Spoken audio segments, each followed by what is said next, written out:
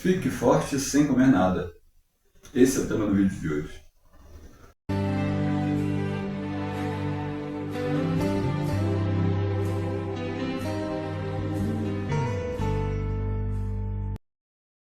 Uma frase que eu ouço muito na igreja, deve ser conhecida por vocês, é que muita oração, muito poder. Pouca oração, pouco poder. Eu quero acrescentar uma coisa. Muita oração, muito poder. Muito jejum, super poder. Se você quer ter maior poder para vencer o seu pecado, seu vício, seus problemas, vem comigo que eu, até o final do vídeo eu vou te mostrar como eu consegui o que, de maneira muito mais eficaz, consegui os meus objetivos. No livro de Mateus, no capítulo 9, a gente tem o relato onde Jesus tinha acabado de convidar Mateus para fazer parte da equipe dele, e Jesus se encontra em algumas versões dizendo que ele estava fazendo uma refeição, em outras versões dizendo que ele estava jantando. E entre outras pessoas, um grupo de discípulos de João Batista havia ido até eles. A gente lê o relato em Mateus 9, a partir do verso 14, que diz assim: Então, os seguidores de João Batista chegaram perto de Jesus e perguntaram: por que nós e os fariseus jejuamos muitas vezes e os discípulos do Senhor não jejuam? Aí o Senhor Jesus trouxe a resposta. Vocês acham que os convidados para um casamento podem estar tristes enquanto o noivo está com eles? Claro que não. Mas chegará o tempo em que o noivo será do meio deles. E então sim, vamos jejuar. Esse verso, ele se encontra muito bem também com o trecho do capítulo de Mateus, no capítulo 6 de Mateus, a partir do verso 16, onde Jesus diz assim: quando vocês jejuarem, o encontro desses dois momentos mostram que há uma expectativa. Se por um lado, Jesus responde para os discípulos de João Batista: agora não, mas vai chegar o momento deles jejuarem. E no outro verso, esse último agora diz que quando vocês jejuarem, existe uma perspectiva para que se faça o jejum. E existe também um porquê para se fazer o jejum. Mas antes de eu entrar nesse assunto, antes da gente continuar, eu vou lhe pedir um grande favor. Esse canal está no início, ele é novinho, um recém-nascido, e eu preciso muito da sua ajuda. Vou te pedir para fazer um acordo com você. Clica no like nesse instante para valorizar esse trabalho, mas se no final desse vídeo, você no final das contas chegar à conclusão que nada fez sentido e você não gostar, você vai ter todo o direito de clicar no dislike e dizer que não gostei, não fez sentido para mim. Mas pelo menos não chega a correr o risco de no final do vídeo você ter curtido e esquecer de clicar também. E isso vai me ajudar muito. Teve uma ocasião que eu virei para um amigo meu e falei para ele: rapaz, eu estou há X dias de vitória sem cair no mesmo erro. Foi um longo prazo ali. E ele ficou calado na hora, mas no outro momento ele falou assim: rapaz, você não contou aquele teu episódio ali que você teve aquela vitória assim, assim. Coçando a cabeça e perguntando como é que ele conseguiu aquilo. Algum tempo atrás, uma pessoa conhecida, a gente era muito novo, comentou comigo assim: eu ainda não entendo o propósito do jejum, não entendo o propósito de fazer vigília, para mim não faz o menor sentido, parece que a gente está querendo conquistar alguma coisa, parece que a gente tem que pagar com sacrifício para conseguir alguma coisa, para mim não faz o menor sentido. Mas recentemente eu tenho entendido que a reforma protestante ela aconteceu cerca de 250 a 300 anos para cá. Se você considerar todo o tempo de existência da mensagem do Senhor Deus até hoje, isso é muito pouco tempo. E nós estamos voltando da Idade das Trevas, né, ao período de trevas da igreja, onde a Bíblia não era acessada pelas pessoas, a Bíblia, as Escrituras, a mensagem de Deus era um livro selado para a grande maioria das pessoas, as pessoas não sabiam que estava ali dentro. E só depois que os reformadores vieram trazendo luz para as Escrituras, é que as compreensões que haviam sido esquecidas lá nesse período escuro, elas começaram a se tornar cada vez mais claras. Mas mesmo vindo essa clareza, nós ainda estamos voltando a um processo de maturidade, onde o jejum ele é praticado por alguns, na verdade parece que ele vem em decaimento, as gerações estão se tornando cada vez mais fracas do que a gente pode chamar de ferramentas espirituais, e na verdade o jejum ele tem um super poder a nos oferecer. Para ser mais franco ainda, os maiores líderes da humanidade por muito tempo, tanto os sábios gregos como também Buda e também Maomé, além do Senhor Jesus, eles praticavam e incentivavam o jejum para os seus discípulos. Quero dizer já de antemão que jejuar não é exatamente fácil. Quem já tentou jejuar sabe o incômodo que é. Mas a chave está justamente nisso.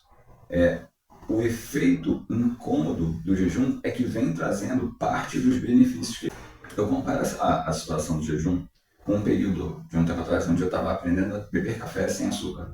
Na primeira, segunda, até a quinta vez, eu achei aquilo ali uma verdadeira tragédia. Foi um sacrifício muito grande, foi, por assim dizer, infernal. Mas conforme fui insistindo e me habituando, hoje eu não faço questão, na verdade até tenho estranheza em tomar café com açúcar. Eu acho que o jejum pode ser comparado mais ou menos dessa forma. No princípio vai ter um incômodo muito grande, mas passada essa barreira inicial, você consegue tirar o jejum de letra. Uma boa pergunta é, por que eu deveria jejuar? Eu tenho alguns bons motivos para você. Uma das coisas que o jejum pode lhe oferecer, segundo a minha experiência, e lógico, o próprio relato bíblico, é a vitória contra o pecado, para evitar, em primeiro lugar, o pecado. Se você for até o livro de Ezequiel, no capítulo 33, a gente lê assim: diga ao seu povo o que acontece quando eu faço vir a guerra no lugar. O povo desse lugar escolhe alguém para ser o vigia. Quando vê o inimigo chegando, esse vigia dá o alarme para avisar toda a gente. Se alguém ouve o aviso, porém não se importa, e o inimigo vem e o mata, esse alguém é responsável pela sua própria morte. Ele é culpado da sua própria morte, porque não se importou com o alarme. Se tivesse se importado, poderia ter escapado. Mas, e se o vigia vê o inimigo se aproximando e não dá o alarme, o inimigo vem e mata aqueles pecadores? Nesse caso, eu considerarei o vigia como responsável pela morte deles. Eu quero usar essa ilustração aqui como um paralelo do efeito de jejum na nossa vida em combate contra o pecado. Aqui vem dizendo que a gente traz um vigia, um sentinela, fazendo ronda, algumas vezes em cima de uma torre, às vezes em cima de uma muralha, tocando para lá e para cá, e a função desse vigia aqui, quando ele vê o inimigo se aproximando, é tocar uma corneta, é tocar um sino, mas alertar a cidade de que o inimigo está chegando, ele vai sofrer um ataque. Se você já tem um pecado, que ele já é corriqueiro, e ele é um desafio para você, e você não consegue vencê-lo, é muito mais eficaz o seu combate quando a sua cidadela, a cidadela do seu coração, da sua mente, está em estado de alerta, do que se não estivesse acontecendo nada. Consegue compreender o que eu estou falando? Tenta imaginar que você quer vencer um pecado. Se a partir do momento que você sabe que aquele pecado está a caminho, se você quer derrotar aquele pecado, você não quer que ele volte mais para a sua vida, possa ser que na primeira vez, segunda, terceira, não sei, nas primeiras vezes, possa ser que você caia. Mas conforme você for praticando o jejum, a minha experiência tem mostrado para mim na minha vida que sempre que eu me coloco em prontidão, ou fazendo uso do jejum para derrotar algum pecado, é como se houvesse um pulsar de Deus no meu coração, há uma sensação forte de Deus crescendo dentro de mim, que não acontece quando eu estou sem jejuar. Então, se eu, Luismar, quero combater um pecado, um vício, um erro, a partir do momento que eu jejuo em prol disso e há o incômodo do jejum, essa sensação vai te impulsionando, vai lhe trazendo um senso de poder e foco que não aconteceria se não fosse com o jejum. Então, uma das primeiras funções do jejum, um dos primeiros proveitos do jejum é a luta contra o pecado. Mas mesmo que você tenha tentado e ainda assim venha a cair, entra em cena o jejum de novo para curar você do seu pecado. Em Joel 2, verso 12, a gente lê assim: convertam-se a mim de todo o coração, com jejum, com choro e com pranto. Se a pessoa precisa se converter ao Senhor, se voltar para o Senhor, por inferência a gente entende que ela está indo na direção oposta. Então, se você está indo no oposto, que é ao invés de obedecer a Deus, se você está indo nesse caminho, e há o convite aqui do Senhor Deus, converta-se a mim, e uma das primeiras coisas que ele diz, melhor dizendo, a primeira coisa que o Senhor diz é converta-se de todo o coração com jejum, não é à toa que está escrito jejum aqui. Esse pulsar de ter a consciência de que errei, falhei, fui rude, fui pecaminoso, tive uma ação vergonhosa. Uma das primeiras coisas para efetivar o arrependimento e consolidar cada vez mais é passar pelo incômodo do jejum, de modo que ele traga de novo: pequei, errei, vou jejuar em prol de trazer a consciência de que não quero cair mais nesse erro de novo e vou lutar contra isso. O jejum, com certeza, traz uma força extra, uma força plus, porque você está motivado, você está com o propósito de vencer aquele erro ali. E o jejum, ele consegue te impulsionar de novo a ter maior intensidade, a ter maior força de vontade, ao Espírito Santo ser impulsionado a te incomodar, você vai estar mais livre para ouvir o Espírito Santo a lhe incomodar, a não voltar a se arrepender genuinamente daquele erro. E no processo de evitar o pecado através de jejum e combater o pecado também com o jejum, conforme a gente vai praticando nas duas modalidades, a gente vai conseguindo matar o nosso eu antigo, o nosso lado pecaminoso, o nosso lado carnal. Um outro aprendizado que eu tive a respeito do jejum e apliquei na minha vida pode ser encontrado no relato que nós lemos no livro de Esther, no capítulo 4. A história mostra que havia um complô contra os judeus. A rainha Esther foi informada a respeito desse complô e ela pediu que todos os judeus ali jejuassem com ela durante 3 dias. A crise era grande, toda a nação dela seria morta, inclusive ela também. Nesse relato aqui, a gente vê que Esther, jejuando sozinha, ela teve melhores ideias de decisão, que foi o que a gente consegue encontrar no decorrer da leitura, de como lidar com o rei e também lidar com a própria situação da crise, de como ela iria conversar com o rei, como iria abordar e trazer ideias de conduzir a situação dentro do nível dela, dentro da capacidade dela. Mas a partir do momento que nós vemos que ela fala também com as outras pessoas, o tio dela, Mordecai, os outros judeus que estavam dentro da crise também, então, sobre o período de perder a vida, quando todos se uniram, já não é somente Esther que, através de jejum, ela está encontrando soluções e maneiras de resolver aquilo ali. Há um trabalho em conjunto que nós vemos que o povo judeu, jejuando junto com ela, entra em ação o maior poder de Deus para juntos conseguirem dar fim a essa crise. Então, foi a união das ações humanas com o poder divino que deram a fantástica solução para aquela crise que os judeus estavam vivendo naquele momento. Há um tempo atrás, não muito tempo atrás, eu passei por uma crise bem grande. Estava chegando a data de ter que lidar com uma situação e, de forma semelhante, por inspiração da palavra, eu entrei no meu primeiro jejum de 7 dias. Como eu já vinha jejuando há algum tempo, eu já não tinha aquela sensação intensa de incômodo, de sensação ruim. Se eu tiver que dizer como foi a sensação de 7 dias de jejum, era a mesma sensação de, poxa, eu estou querendo comer alguma coisa diferente, não sei o que é. Ou seja, era só o comer por comer, mas não havia um incômodo. Mas o desfecho, a sensação de união que eu tive com Deus durante aqueles 10 dias de jejum, a sensação de percepção e entendimento da ação de Deus, ela é multiplicada através do jejum, não há sombra de dúvidas. Mas eu acho importante também deixar claro que o jejum ele não é feito para mudar a Deus, para que Deus nos obedeça e nos atenda.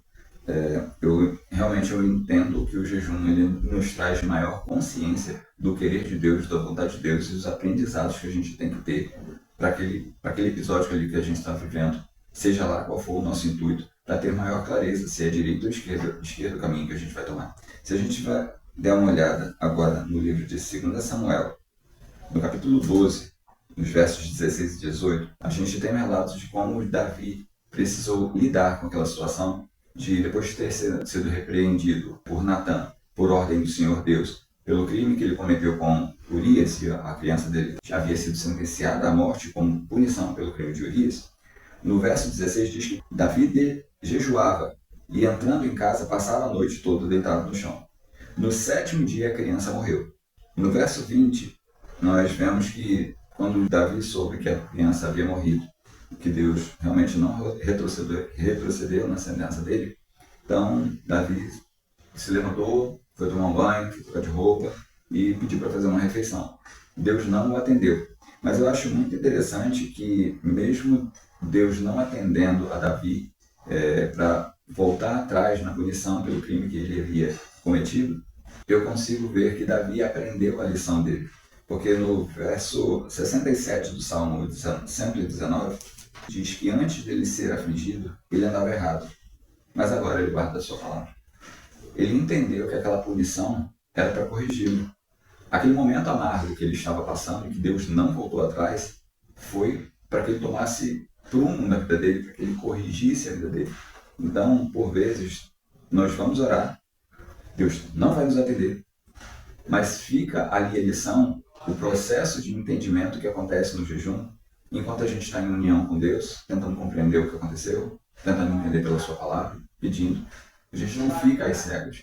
O jejum ele tem a capacidade de abrir mais ainda os nossos olhos conforme a gente for estudando a palavra e estar em oração. O resultado da oração combinado com o estudo da palavra, esse diálogo com Deus, turbinado pela oração, ele traz um resultado muito mais intenso para a nossa vida.